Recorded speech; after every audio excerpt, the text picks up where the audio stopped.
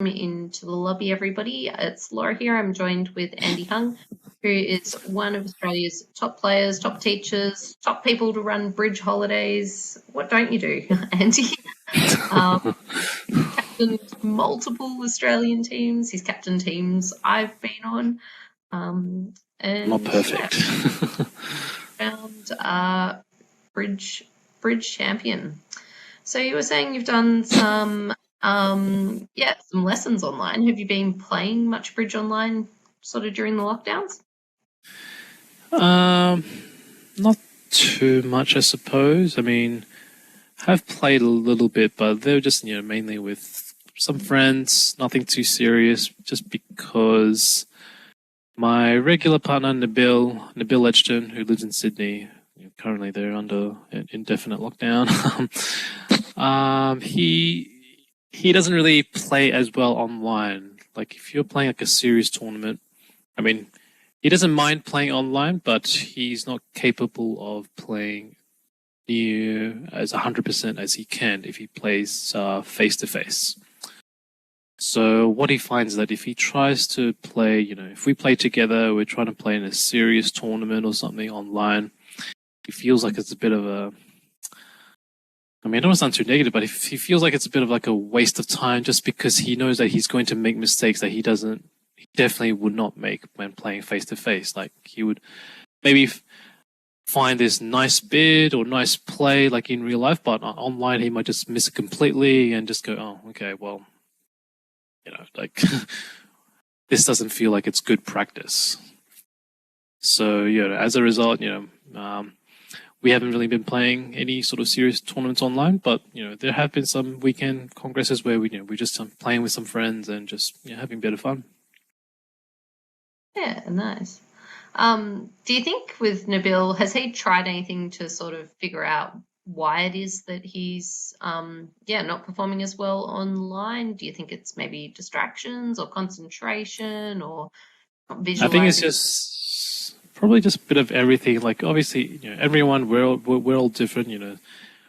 For example, I was chatting with a frequent teammate of mine, Liam Milne, and he knows about the situation, and he told me, I'm very surprised, Nabil says that he can't function as well, it's just hard to believe, and all I think is that everyone is different. Some people have their strengths in one area and weaknesses in another area, and you just can't do anything about it.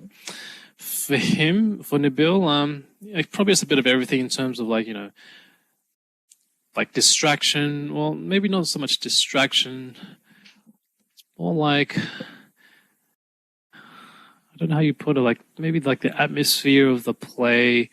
And obviously playing online is a bit different. For example, if you finish a trick, let's say you're defending and Declarer wins the trick and immediately leads to the next trick. In real life, you obviously can just keep the trick up and Declarer can see that so that, he won't play to the next trick as quickly. But online, he can just play to the next trick and you sort of have to go, oh, hang on, I need to think. Let me try to hover my mouse over what was the last trick I didn't really see. So it's just like a bit of everything that just feels different. Maybe that's why it adds up that he can't really play as well. But having said that, when Nabil and I, when we try to practice, given that we live in different cities, we do our best by practicing online in terms of the partnership bidding, where we can just bid out a lot of hands and we can just discuss it, and that certainly has worked quite well for us, ever since we started playing. Back in the youth days, which seems like a long time ago. Yeah. Alex has just brought up a good point, and Nabil does play or did, I don't know if he still is, a chunk of poker, and I'm sure that for Nabil especially, but also a lot of top players, there's a lot of inferences from people's body language and timing and just what they're up to there that he wouldn't be able to take in online, and that might be something affecting his game. Do you think it affects your game at all, Andy? Like I said, everyone's different. So, for example, Nabil, like he started playing a bit on some of the congresses which was held on Real Bridge. Like maybe it started up maybe like a few weeks ago or something, and he told me that he found Real Bridge. he plays a little bit better on Real Bridge than on BBO because of that exact reason that Alex mentioned about how he's a very, very good poker player, and on Real Bridge he can at least see some people and he can maybe take some inferences. Obviously, this is definitely not comparable to Live Bridge, because in Live Bridge you can certainly take a lot more inferences. For example, people's hesitations or just in general table feel. And Nabil, I can tell you, he's very, very good at picking up table feel. For me, it's a bit different. I mean, obviously, I can also pick up table feel, but during my uni days, I was playing quite a lot online. I was playing quite a lot online on BBO. I suppose you can say people used to call me the person that was on BBO 24/7. I guess they were probably not wrong, but I wasn't playing all the time. But basically, when I play quite a lot online, and I got used to the environment where, I'm just listening to my music that can help me concentrate, and I didn't have any other distractions. So for me, playing online, it's okay. But for me on Real Bridge, it's very different, because I did looking at people, or looking at people's like backgrounds, like where they are, or they're scruffing around to get a coffee cup or something. That's distracting for me. Yeah, I guess there's different pros and cons of things. Our feedback was primarily that, people didn't want to really have videos, and that photos would be just as fine. I guess there's a lot that comes in with videos. I've played a bit with videos in Bridge, and I don't like being dummy, especially because, of course, online you can see what Declare is doing, and you might take that time to sort of go off and get a coffee, or you might just be kind of intently looking at your screen. And like one of my opponents, he was playing in his car, and that was just seems quite funny. But when he's shuffling around lifting it, it's a bit distracting. But obviously there are pros of playing online, is that it's definitely much faster, and you get to solve a lot more problems than you would playing face to face. Yeah, definitely. Yeah,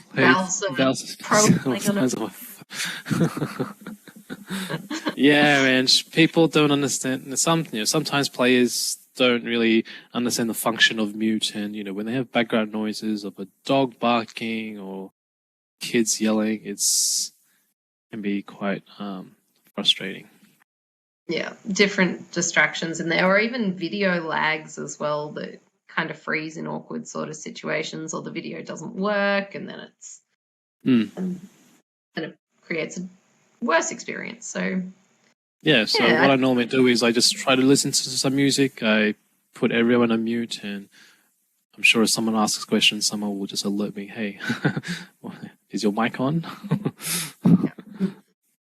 Yeah, interesting about playing music in the background. So in terms of, I guess, how different people sort of like to be able to concentrate, especially when they're at home and they do have distractions around the place. I know that my mother-in-law likes to, when she's dummy, cook dinner or chop food, or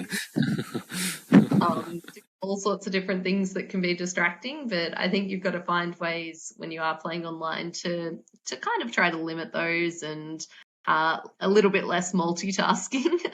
Like obviously, if I was playing face to face, music playing in the background would actually distract me. But for some reason, playing online, even if I play a bit of classical music, then that helps me concentrate for some reason. I don't know. Yeah, I guess also the other thing with online, I think, is you probably need to, after about an hour or so, maybe just when you're dummy, or if you've got a bit of time at the end of a round or something, maybe you're a big fan of the go for a walk at a live session. I think it's probably good to go for a walk and grab a water or something when you're at home playing online. Yeah, that's right. I mean, I remember we did talk about this last time I was doing a celebrity speaker talk, and it's all about getting your focus back, or trying to sort of increase your concentration and decreasing your concentration lapses. Just whatever you can do to make sure you try to concentrate the best as you can. Yeah, so I guess some tips for people might be, if you're finding that your mind's wandering a bit, for starters, don't have lots of different tabs open on your computer, or go for go for a quick walk outside if you've got a minute or two. Or even a stretch. I mean, I've heard stretches are very, very good. So yeah, don't underestimate stretches. Yeah, especially when you're sitting down on the computer playing for like however many hours long. Be interesting to know if anyone's got sort of a standing desk that they're using at the moment. Oh, interesting. Yeah. I haven't got one, but thought about it. Yeah, so you get a bit of screen fatigue. Sandra, do you have anything that you do to try to overcome that? Handy to know other people's tips and what they might do. Just speaking of sort of distractions, one thing that I guess in terms of different atmosphere, you brought up sort of the atmosphere at an event or a table, which is something that Nabil takes in quite a lot of. The atmosphere, I was thinking of how to describe it to people of what a youth event is like and what I guess what it's like at the table in sort of a youth championship compared to an open level championship. And what do you think you would say to people about the differences in sort of the different categories and how the feel is? I mean, in terms of like the actual play, like, playing during rounds or something, it's pretty much equal in terms of the seriousness. But afterwards, I find, probably in the youth plays, they like to be a bit more social and a bit more humorous. Sometimes they can also discuss hands without any sort of connotation of arrogance or something. But obviously, if you're playing the open field where you don't really know many people, then obviously you can't really do that. Because I guess youth community is not that big. It's a bit small, but where everyone's trying to get to know everyone or everyone knows everyone. It's a lot more casual. Yeah, just like in any community, I guess. Just yeah. I think there's a nice teaching atmosphere of sort of the more experienced players getting back to the up and coming young guns as well. Yeah, exactly. That was one thing I remember from back when I was sort of a relatively new youth player and you were a part of the furniture by this point. You jumped in and had a game with me, and for the first time that I had ever seen it, you were the opener and you had started off with one of a suit, and then it had gone pass, and I passed as the responder. So, of course, telling you that I had had 0 to 5 points. And then the next player overcalled at the 1 level, and you bid 1 no trump. And I had no idea what it was. And this is a situation that doesn't come up very often. But it's definitely a credit to you because you explained that really, really well to me about how that meant. And it was a defining point in my bridge career. Because, if you don't understand that, you don't understand bridge, do you? So why don't you share that logic with our group today? I'll just type the auction in just so everybody has it, or an approximate of the auction, and have a talk about that one. Before I say it, did that really happen? I don't think I remember it. I'm glad. You were glad I could have. I was a very positive influence. But anyway, in that auction, what that Laura described, you're the opener. You open one of a suit. If it goes pass, you know that partner has less than 6 points, and fourth seat has balanced with an overcall of, I don't know, let's say 1 spade or something, like 1 club, pass, 1 spade. As the opener, if you now bid 1 no trump, assuming you're playing standard American, it doesn't really make sense for your 1 no trump to say you have 12 to 14, because when your partner's shown less than 6 points, it's probably not a good idea to come back into the auction when you have a weak hand, minimum hand, 12 to 14, and partner has less than 6. And because you can't have 15, 17, as you would have opened 1 no trump, then logically the 1 no trump rebid there would show 18 to 19. I mean, normally the sequence to show 18 to 19 is to jump a level of no trump. So, for example, you open 1 club, partner bids 1 spade, and you jump to 2 no trumps. But obviously here, when your partner's passed, there's no need to force yourself to 2 no trumps, especially if partner's sitting there over there with a complete Yabra, a hand with no cards higher than a 9. So you might just want to stick with 1 no trump and yeah, one on trump there would show 18 to 19 points in a balanced hand. It's a bit of a So there weird you one, go. but A big point yeah. in my bridge career. And hopefully, Andy's not only been able to teach me that situation, but also teach it to you guys. Just to go a little bit further with that, because I wouldn't be surprised if we had any follow-up questions. What do you think of the idea of something like stamen or transfers after that? Statement or transfers? Yeah, you could just. I mean, for me, in terms of like partnership agreement or conventions, my very big philosophy is always that you and your partner should always play something that's easy for you to remember. I always like to say it's much better to play the worst convention and for you to and your partner to never forget it, never stuff it up, and you always remember it and you always know it how to bid that convention. That's definitely much better than for you and your partner to play the best convention ever, but 90% of the time either you or your partner will stuff it up or will forget it. Because the moment that you forget it or you stuff it up, that suddenly has made that best convention ever to be the worst convention ever. That's my big philosophy. It's always much important to know or understand a convention and also not to forget it. Have you had any disasters that you want to share about when something's gone wrong with forgetting a convention? Have I forgotten a convention? I mean, generally I'm pretty honest in terms of like if there's something that I would often forget, I will tell my partner that and probably we would scrap it. I mean, I'm generally pretty good with system convention, but I do remember a couple of years ago playing with Nabil, there was something in the notes that I couldn't remember what it was, but I just remember that all I remember was that I always read through the system notes and I always read through that part, but every time when it comes to the table, I just couldn't remember if this bit showed that or this. I just could never remember it. So then I would just take a guess, but sooner or later we agreed to scrap it because I just wasn't able to remember it.